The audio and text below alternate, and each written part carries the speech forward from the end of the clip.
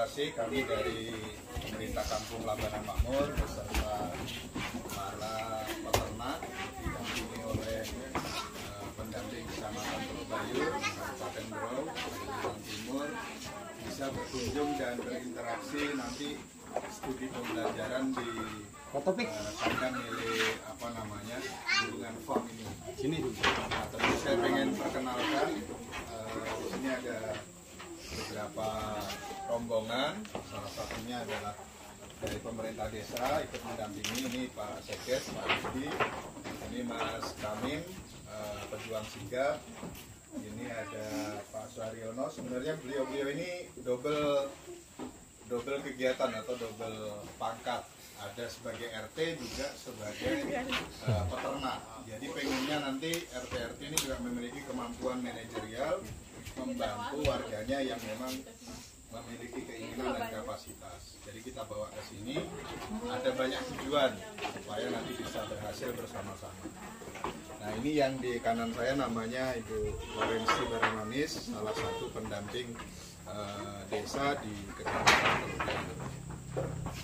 Nah, kita pengen nanti secara lengkap mendapatkan penjelasan proses, termasuk gagasan-gagasan atau materi-materi penghitungan agar kita semua bisa mengetahui secara baik.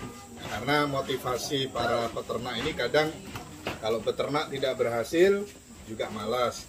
Peternak hasilnya tidak banyak juga motivasinya bisa kurang.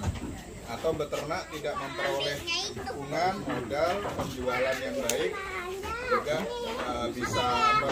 bisa tidak semangat. Jadi kita pengen dari Bulungan Farm ini yang sudah memiliki pengalaman itu tidak dirintis dari lamanya berdiri dan sebagainya, tapi bahwa memang memiliki kemampuan membangun sebuah gagasan besar yang sudah dijalani dan memang sudah bisa dirasakan oleh para mitra maupun para pemilik dari sebuah gagasan besar itu. Nah, biasanya kita juga sering keliru mengartikan bahwa memilih ini yang mudah dijual, ini mahal dijual susah, atau jenisnya dan lain-lain. Kita sendiri, saya sendiri dan rombongan pasti masih memiliki kekurangan informasi itu. Nah, nanti di sini kita bisa meminta penjelasan kenapa memilih crossbur, kenapa tidak kacang, kenapa tidak PE dan lain-lain, supaya kita dapat gambaran. Pasti sudah dikalkulasi dan memiliki keuntungan tersendiri secara pasar maupun secara berternaknya. Mungkin begitu dari saya mewakili teman-teman rombongan. Nanti juga bisa dijelaskan secara keseluruhan ataupun menyambung interaksi dari masing-masing pihak untuk menanyakan beberapa hal yang ingin diketahui. Mungkin gitu, Bob. Terima kasih banyak. Saya cukupkan. Wassalamualaikum warahmatullahi wabarakatuh. Waalaikumsalam. Selanjutnya kami persilakan Pak Ase, sedikit sambutannya. Ya, baik. Assalamualaikum warahmatullahi wabarakatuh. Selamat siang, salam sejahtera bagi kita semua. Saya Pak Ase atau Ceto Karno, merupakan owner dari peternakan Bulungan Mandiri Farm yang kami dirikan di bulan Juli tahun 2021. Nah, sebelumnya saya akan memperkenalkan siapa-siapa saja yang mensupport saya dalam dunia peternakan ini. Salah satunya adalah Pak Taufik. Beliau adalah pegawai Dinas Peternakan, Pertanian Peternakan di Kabupaten Bulungan sebagai petugas Keswan, Kesehatan Hewan. Beliau yang langsung ditunjuk oleh Pak Bupati untuk mendampingi peternakan kami. Beliau ini adalah salah satu senior di dunia peternakan yang ada di Kabupaten Bulungan. Mau sapi, mau kambing, mau ayam. Ini pakarnya. Nah, kedua, dari dinas juga ada Mas Imam. Ya, Mas Imam ini salah satu pegawai di Dinas Pertanian juga. Urusan administrasi, urusan humas, beliau ini orangnya. Ya. Yang ketiga adalah Mas Mesidi, kepala kandang saya di Bulungan Mandiri Farm. Beliau ini dari Blitar. Nah, dari Blitar. yang langsung saya minta tolong dari desa Kombo. Beliau yang membantu saya mengurus ternak-ternak yang ada di peternakan kita Bulungan Mandiri Farm. Nah, hari ini kita berada di peternakan mitra BMF milik Pak Edi. Pak Edi ini salah satu mitra BMF yang baru beternak 7 bulan yang lalu. Nah, kita bisa melihat kondisi kambing-kambing kita yang ada di mitra ini. Sekali lagi saya ucapkan terima kasih atas kepercayaan dari Bapak Ibu, dari Desa Labanan, dari Labanan Makmur ya, yang telah sudi berkunjung untuk kita sama-sama sharing nantinya di BMF ya. Nah, karena kita rutenya tadi dari Tanah Kuning, saya langsung bawa kita sini supaya nggak bolak-balik ke sini dulu ke 3 mitra. Jadi ini di Desa Tanjung Agung ada 3 mitra BMF. Salah satunya Pak Edi, di sebelah itu ada punyanya Pak Mayudin, nanti di bawah ada punya Pak Johan. Sekaligus kita lihat langsung bank pakan yang ada di desa di lokasi mereka masing-masing ya. Jadi demikian kata sambutan dari saya. Terima kasih atas kunjungannya. Kita 1 hari penuh hari ini akan jalan keliling semua ya. Jadi siapin waktu, jangan minta cepat-cepat pulang ya. Ya. Kalau datang ke sini tujuannya mau untuk berinteraksi, ayo sampai tuntas. Daripada kalian menyiapkan uang waktu untuk ke Jawa untuk studi banding. Nah, kalian studi banding di sini murah meriah, tanpa harus bayar, ya. Kita berbagi ilmu bersama-sama. Demikian sambutan dari saya. Wassalamualaikum warahmatullahi wabarakatuh. Dan apa ya, cash flow, Pak. Dari kan kambing ini diternakkan tujuannya untung kan? Ya. Gitu ya. Di bulan berapa kira-kira? 2 tahun. 2 tahun baru bisa kemudian ada keuntungan. Ya. 2 tahun itu Bapak sudah kembaliin modal. Nanti hitungannya di BMF. Oh iya. Ya. Jadi Bapak tanya aja dulu pengalaman-pengalaman lah. Iya. Nanti setelah hitungan nanti kita di sana biar clear semua, ya. Crossbore ini kalau di sini berapa, Go? Ini berkaitan misalkan kalau ada soal usia, jelaskan aja. Oke. Usia sekian, usia sekian. Bapak tanya dia, dia pakai dana kur 150 juta. Kemana saja uang kurnya? Ya. Ya, Bapak tanya dia. Ya itu penting. Jelas deh, Pak. Ini, Pak. Ya, untuk pertama apa ya? Pertama kan seharusnya kita tahap penanaman rumput dulu. Iya. Dari tahap awalnya kan, penanaman rumput itu kan dulu pembukaan lahan, terus upah kerja segala macam itu. Habisnya berapa? Tergantung area yang mau kita buka dan kapasitas berapa kita kambing mau pelihara. Ini kandang ini bisa nampung berapa, Mas? Ya 50 bisa. Nah, 50 berarti orientasinya harus nyiapkan bank pakan sebanyak keperluan untuk 50 ekor kambing. Jangka panjangnya, ya. Ini berproses terus dia nih. Ya, tahap pertama itu yang perlu kita lakukan dulu, kemudian kandang. Nah, pembuatan kandang kita alhamdulillah saya tidak memakai tenaga luar, jadi Karena dia tukang. saya kerjakan sendiri dari nol sampai sengnya, tidak ada istilahnya bantuan dari lain. Habis berapa, Mas? Sekitar 70-an.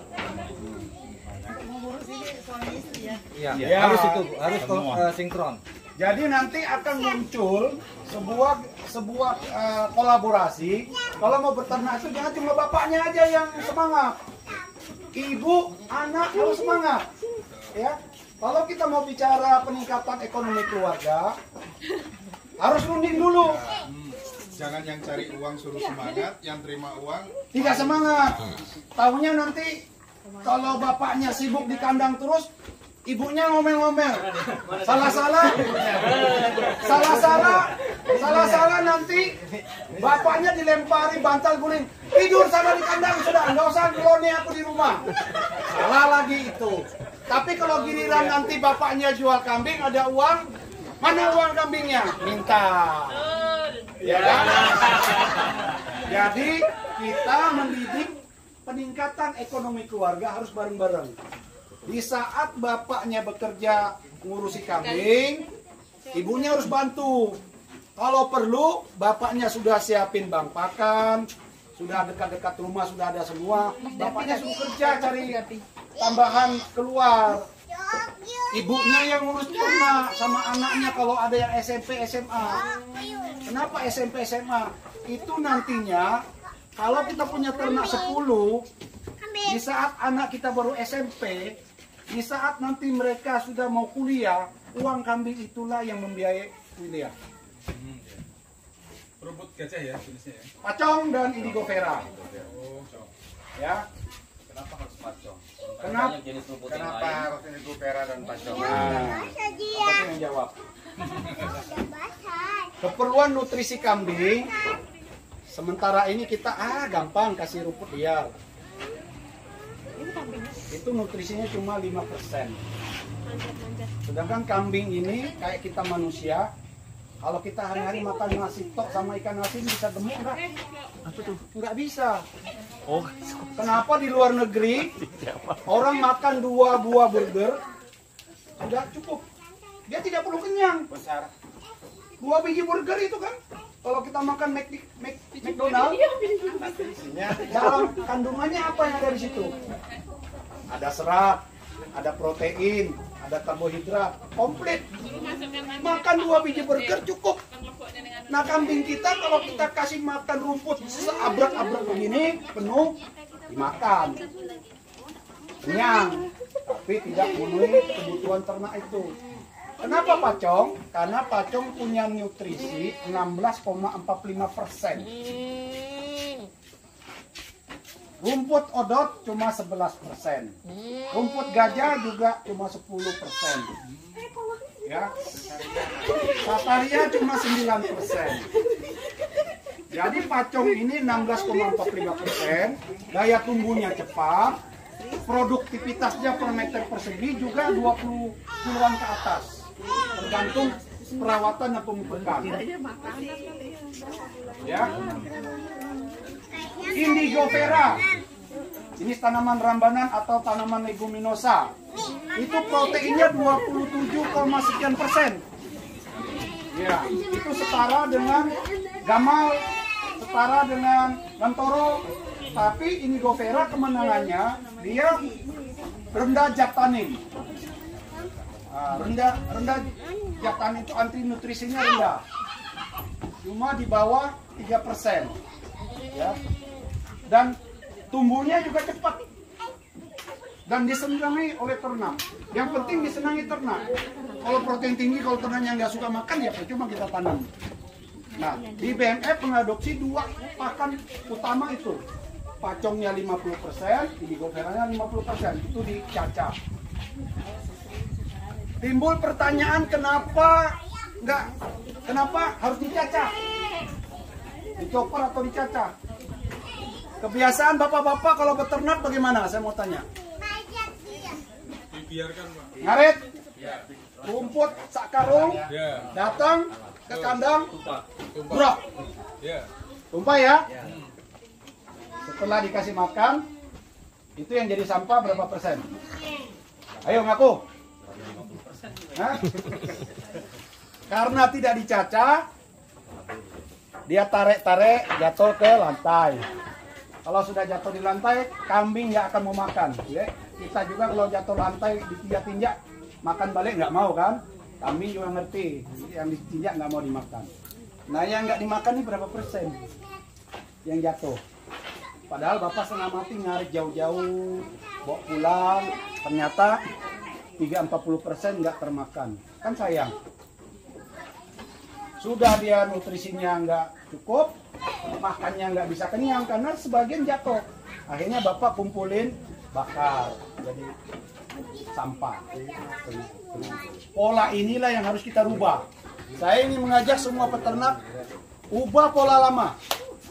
Jangan beternak itu asal-asalan. Nanti hasilnya juga asal-asalan.